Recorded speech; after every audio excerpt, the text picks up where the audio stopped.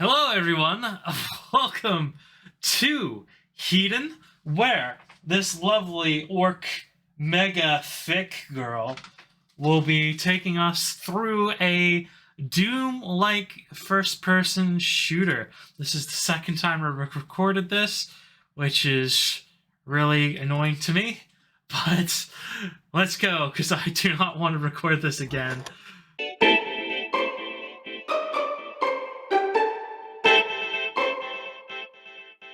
Because, yeah, I do not have a great opinion of this game. So we're going to play Brutalizing, and I'll show you why. I'm going to play as much of the first level as I can, and I'll show you why it's shit. So, I like the game. I'm not going to lie, but only the Brutalizing mode. And the time to kill is way too quickly.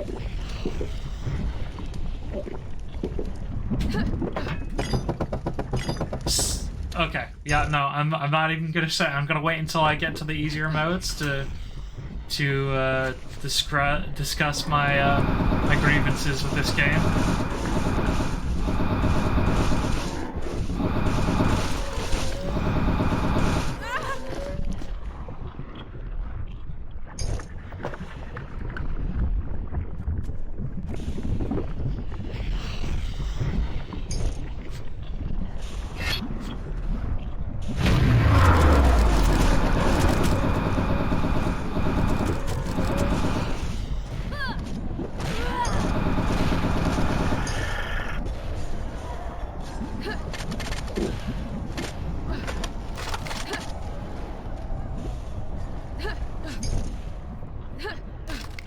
Actually, let me go up here first.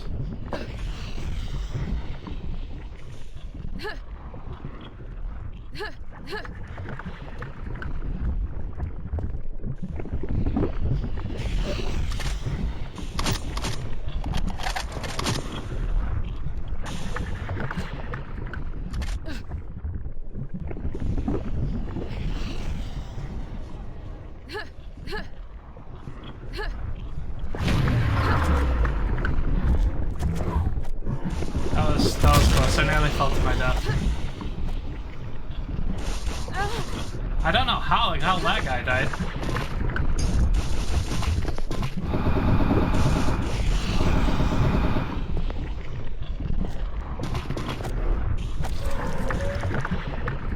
I don't remember that being off that cliff.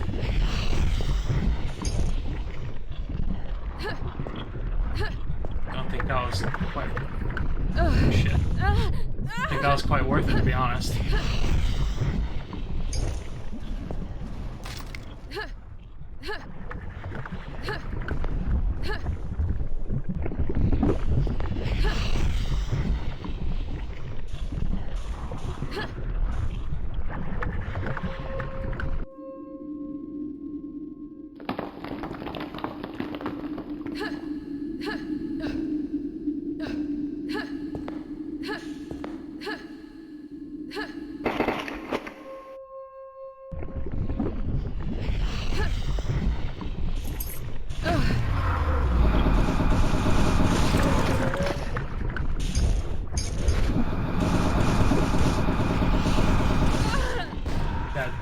Anyway, yeah, so let's play that again on the difficulty just below it. Just below.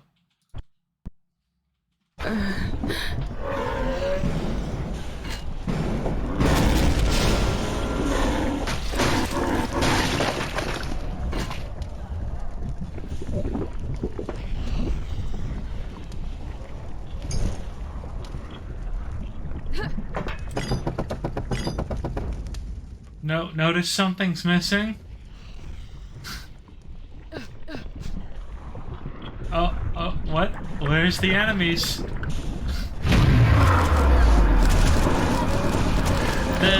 The difficulty scale is so different.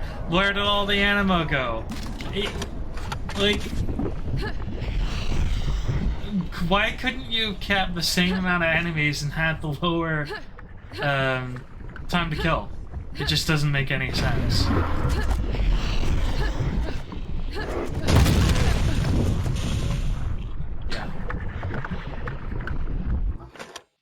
the other game mode, that's boring as well. But yeah, this game is, let's see, have a look.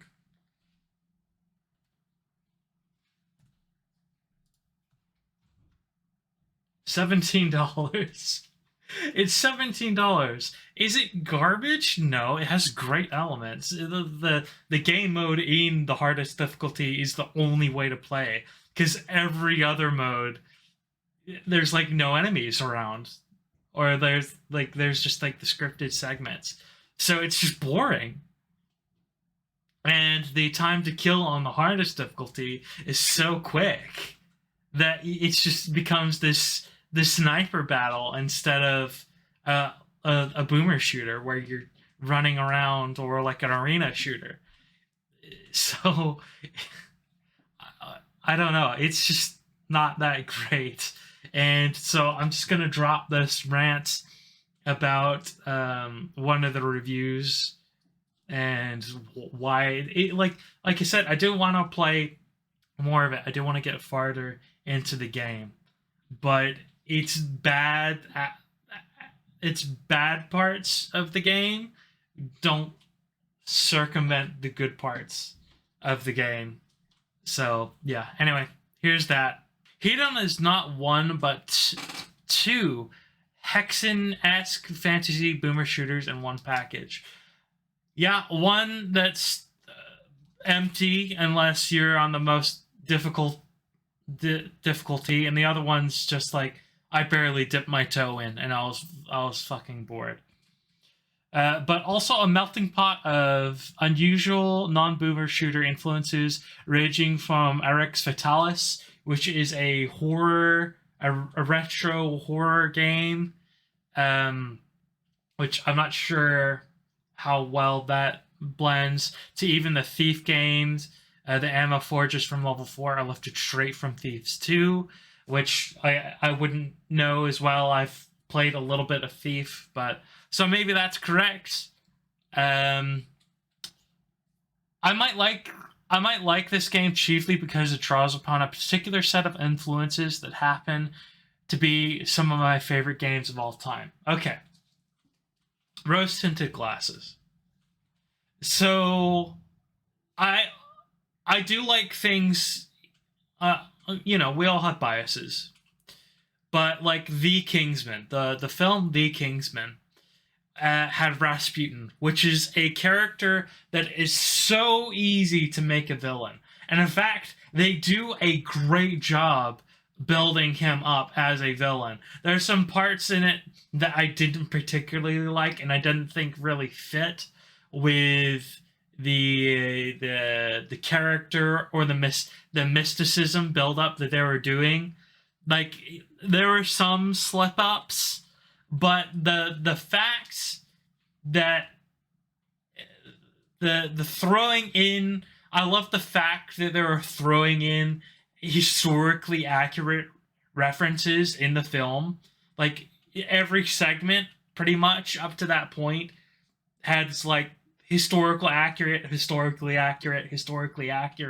Of course, they're playing around with the fantasy, so that thing occurred, but their involvement in that thing didn't. You know what I mean? So I'm like geeking out because of the Archduke Ferdinand thing and how like ridiculous of a state of a coincidence that was. And the build up of Rasputin as a character, his introduction was phenomenal. He again, he's such an easy person to make a villain. But when he died, spoiler, he was killed in real life too, so you can only work so much. So, sorry, history. Anyway, when he died, the way he died, again, was also pretty accurate to the historical account of what happened, which, again, is a nice like nod. Like, it's not 100% accurate, but it's close enough. And there is some things I wish they would have added, but again, I could have got over that.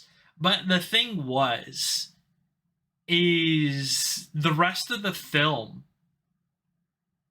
and there's like the secret puppet master that, like, then the face has never been shown. It's like the main villain at the end didn't really have any build up whatsoever, so we had no emotional input and towards that, or you know what I mean.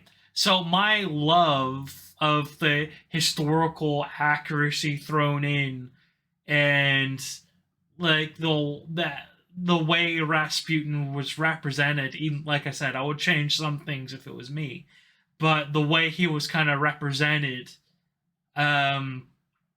despite me loving that part of the film, the rest of the film, the story, the dialogue, the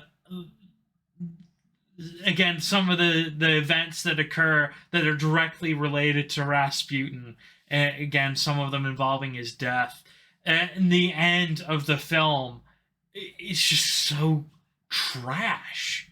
It is trash. And just like Hedon here, yes, Hedon might have some great elements to it. It might have, again, when it's on the brutal mode, it's got decent gameplay. I've played through that in first entire level on the hardest difficulty. It's fine. It's great. That's the way to play it. But the fact that every other difficulty just doesn't have that amount of action. It doesn't have that amount of excitement or intrigue. The fact that one version of that, one mode of it does, well, technically two, but one mode of it does, it doesn't save it from being a shit game. And anyway, let's move on here. But Hedon is good on its own right too. What started as a solid shooter pretty quickly overtook Dusk as my favorite modern era boomer shooter around halfway through the first episode. Okay, I don't think I've played Dusk. Right as the game hits its stride. A game should not be hitting its stride. It's like a book. It's like a book. Reading halfway through a book, absolute miserable and boring, and then it picking up halfway through. You gotta sink your hooks in early and build up the tension. Anyway, I'm kind of done with that review and done with the rant, because is Hedon a good game? Yeah. But only in one mode. And the time to kill there is absolutely ridiculous. In every other mode, it's shit. So, well, the melee mode is okay too. But it's not worth the asking price. It's not worth your $17, and then $30 if you got it.